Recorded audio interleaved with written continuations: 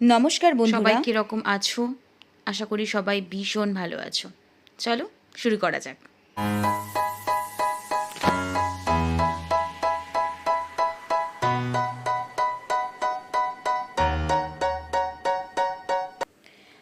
আজকে আরও অনেক দিন পর, বলা যায় 1 বছর পর, একটা নতুন রেসিপি নিয়ে চলে এসেছি। রেসিপিটা সবারই কম বেশি অনেকের জানা।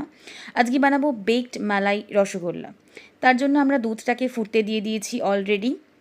1 লিটার দুধ নিয়েছি আর হাফ কাপ মতো পাউডার মিল্ক নিয়েছি, দিয়ে দিয়েছি ওটা কড়াইয়ের মধ্যে। আর কন্টিনিউয়াসলি স্টের করতে থাকছি যাতে ভেতরে তলায় লেগে না যায়। এরপরে 1 বাটি খোয়া গ্রেটেড করে নিয়েছি, সেটা দিয়ে দেবো। 1 কাপ মতো দিলেই হবে, যাতে মালাইটা খুব ভালোভাবে আসে। আর কন্টিনিউয়াসলি স্টের করতে হবে যাতে কোনো রকম লাম্পস ভেতরে না থাকে, তাহলে রাবড়ি খেতে ভালো লাগবে না। আর 2 টেবিল স্পুন মতো আমি এখানে চিনি ইউজ করেছি, যাতে খুব ভালোভাবে মিষ্টিটা এনহ্যান্স করে। আর আমি এখানে দিয়েছি মিল্কমেডের কনডেন্স মিল্ক হাফ কাপ মতো, হাফ কাপের একটু বেশি। তোমরা চাইলে বাড়িতেও কনডেন্স মিল্ক বানাতে পারো।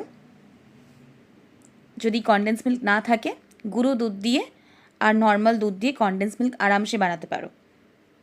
সেই রেসিপিটাও একদিন আমি শেয়ার করে দেবো, যদি তোমরা চাও তো। এবার দুধটাকে কন্টিনিউয়াসলি স্টের করতে হবে যতক্ষণ না মালাই আসছে আর গাঢ় হয়ে যাচ্ছে। দুধটা অর্ধেকের হয়ে যাবে, অর্ধেক মতো হয়ে যাবে, তখনই বুঝবে যে আমাদের কমপ্লিটলি হয়ে গেছে। মালাইটা হয়ে গেছে খুব সুন্দর। প্রথমে ভেবেছিলাম যে 2টো সিলিকনের মোল্ডের মধ্যে দিয়ে দেবো বেক করতে 1 বাই 1। আমি এখানে 10টা রসগোল্লা নিয়েছি, তার জন্য 1 লিটার দুধ ইউজ করেছি।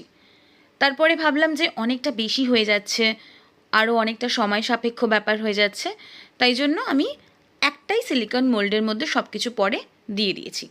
আমি এখানে হাত সুন্দর করে পরিষ্কার করে নিয়েছি, তারপরেই আমি মিষ্টিতে হাত দিয়েছি। ড্রাই ফ্রুটস নিজের ইচ্ছা মতো নিতে পারো। আমি ড্রাই ফ্রুট মিক্স নিয়েছিলাম, তো তার মধ্যে যা ড্রাই ফ্রুটস ছিল আমি সব কটাই দিয়ে দিয়েছি। এই যে আমি একটার মধ্যে, 2টো থেকে একটার মধ্যেই পুরোপুরি ঢেলে দিচ্ছি, যাতে একটু সময়টা বেঁচে যায়। উপর থেকে পুরো রাবড়িটা দিয়ে দেবো আর ড্রাই ফ্রুটসগুলো ছড়িয়ে দেবো। তোমাদের কাছে যেরকম ড্রাই ফ্রুটস থাকবে তোমরা সেরকম ড্রাই ফ্রুটস ইউজ করতে পারো, কোনো অসুবিধা নেই। আমার রান্নাগুলো ভালো লাগলে প্লিজ সাবস্ক্রাইব করে দিও। আমি চেষ্টা করব আরও রেসিপি দেওয়ার, চটজলদি বানানো হয়ে যায়। এবার এটা এয়ার ফ্রায়ারে আমরা বেক করতে দেবো ফর অ্যাটলিস্ট 180 ডিগ্রি সেন্টিগ্রেডে আমি দিয়েছি 25 মিনিটসের মতো। 25 মিনিটস মাঝখানে একবার বের করে দেখতেও পারো, অসুবিধা নেই। আমি বার করিনি, একবারে 25 মিনিটস পরে আমি এটা বার করেছি। এইরকম উপরটা ক্যারামেলাইজ হয়ে গেছিলো, অসাধারণ হয়েছিল। যারাই খেয়েছে তারা ভীষণ প্রশংসা করেছে।